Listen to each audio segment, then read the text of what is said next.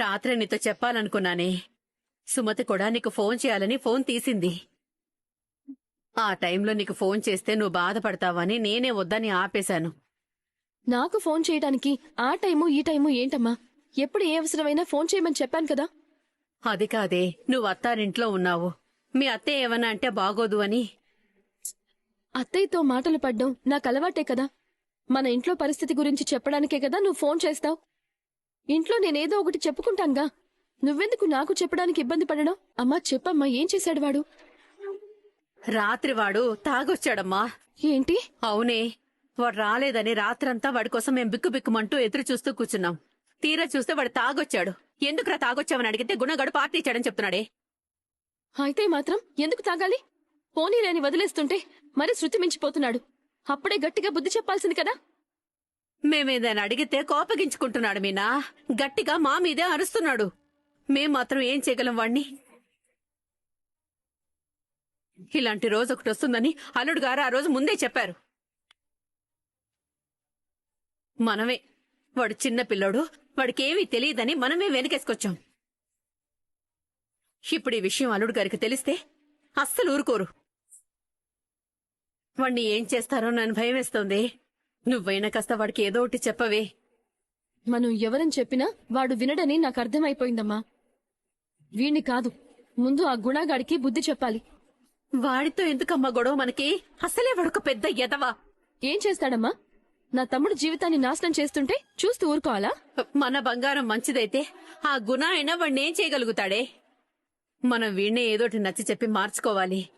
లేదు లేదు, నేను గుణతో మాట్లాడతాను. వాడి తోక కత్తిరిస్తే వీడికి బుద్ధొస్తుంది. అది కాదమ్మా. అమ్మా, వాడికెలా చెప్తే వింటాడో అలాగే చెప్తాను. నువ్వేం భయపడకు, నాకేం కాదు. అయ్యో మీనా,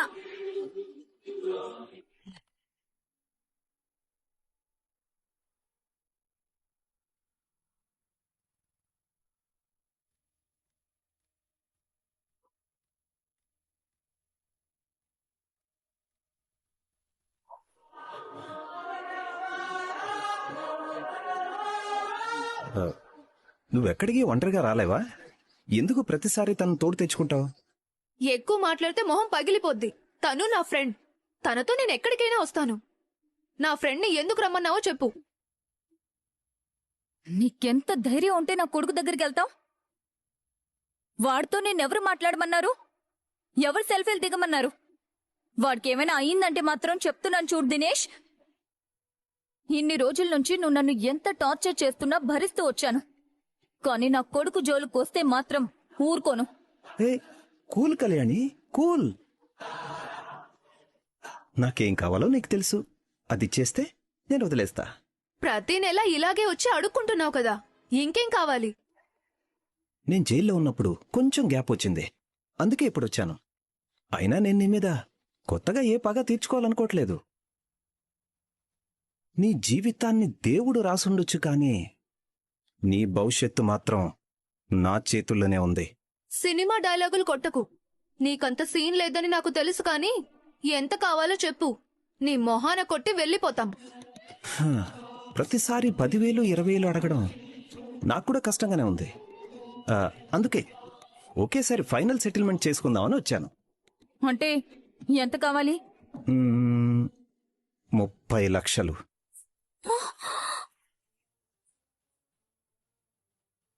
30 లక్షలు ఇస్తే నేను ఇంకెప్పుడు డిస్టర్బ్ చేయను, సరేనా? హలో, డబ్బులేమైనా చెట్లకు కాస్తున్నాయా? 30 లక్షలంటావేంటి? అంత డబ్బు నేనెక్కడి నుంచి తీసుకురావాలి? ఇప్పటికే మా షాప్ నుంచి నువ్వు పట్టుకెళ్లిన వస్తువులకి నేను ఈఎంఐ కడుతున్నాను, తెలుసా నీకు? నిన్ను ఇబ్బంది పెట్టడం నాకు ఇష్టం లేదు, కానీ నాకు ఆ డబ్బుతో చాలా అవసరం ఉంది. అందుకే అడగక తప్పట్లేదు. అంత డబ్బు నేనివ్వలేను. కావాలంటే నాకు తెలిసిన చోటు ఎక్కడైనా రికమెండ్ చేసి నీకు జాబ్ ఇప్పించగలను. వచ్చే జీతంతో బతుకు.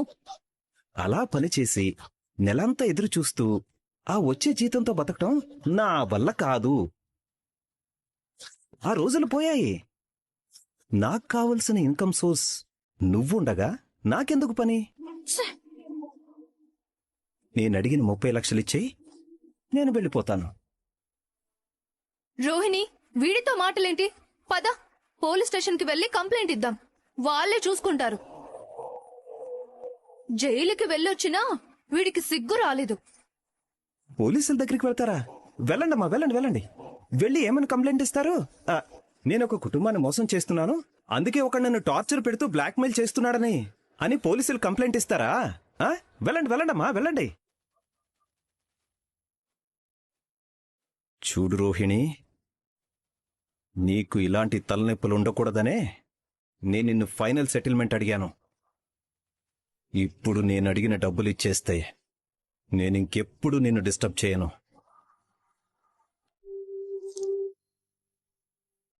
లేదంటే మీ ఇంటికి వెళ్ళి నీ కథంతా ఒక బ్యూటిఫుల్ మాంటేజ్ సాంగ్లా పాడేస్తా.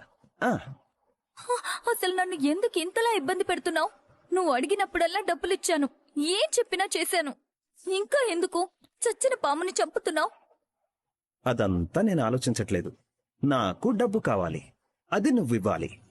దాని గురించి మాత్రమే నువ్వు ఆలోచించు. ఆలోచిస్తావులే, నువ్వు ఆలోచిస్తే పని అయిపోతుంది.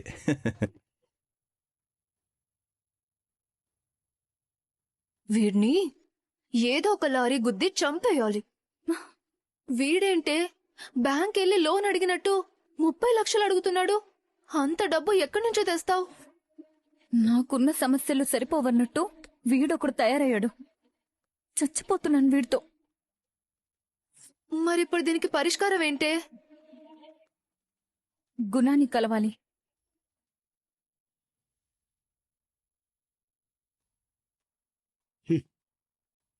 ఏమైందన్నా? ఆ శివగాడు అన్ని సగం సగం పని చేసిపోతాడు. ఫోన్ చేసి రమ్మని చెప్పు. రాడు.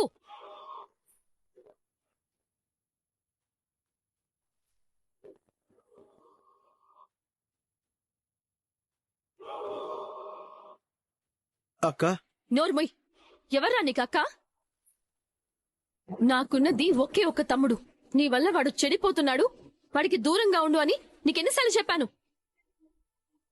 వాడిని నీతోనే తిప్పుకుంటూ ఉన్నావు, నీలాగే తయారు చేస్తున్నావు. నీ వల్ల వాడు రాత్రి తాగొచ్చాడు. అక్క, వాడు నాకు బెస్ట్ ఫ్రెండ్ అక్క. నేనెందుకు పని చెడగొడతాను? పని చేస్తున్నాడు, జీతం ఇస్తున్నాను. నా దగ్గర ఇప్పుడు తాగలేదు. తాగుతాడని కూడా నాకు తెలీదు. ఎరా దున్నపోతా, నీ సవాసం పట్టినప్పటి నుంచే వాడు పూర్తిగా నీలాగే తయారయ్యాడు. నీకు అక్క, చెల్లి, అమ్మ, అయ్య ఎవరూ లేరేమో, కాని నా తమ్ముడికి ఒక కుటుంబం ఉంది. మేమంతా వాడు ప్రయోజకుడవుతాడని, బాగా చదువుకుని ఇంటిని ఉద్ధరిస్తాడని ఎన్నో ఆశలు పెట్టుకున్నాం. ఎప్పుడైతే నీతో చేరాడో మొత్తం పాడైపోయాడు. ఒక రౌడీలా తయారయ్యాడు. ఇప్పుడు పచ్చి తాగిబోతులా మారిపోయాడు. ఏంటి, నా వల్ల వాడు పాడైపోయాడా? ఏం మాట్లాడుతున్నావు? నీ తమ్ముడేమన్నా చిన్నపిల్లడు అనుకున్నావా? వాడికి సంపాదన మొదలైనప్పటి నుంచి అన్ని అలవాట్లు ఉన్నాయి. నీకు ధైర్యం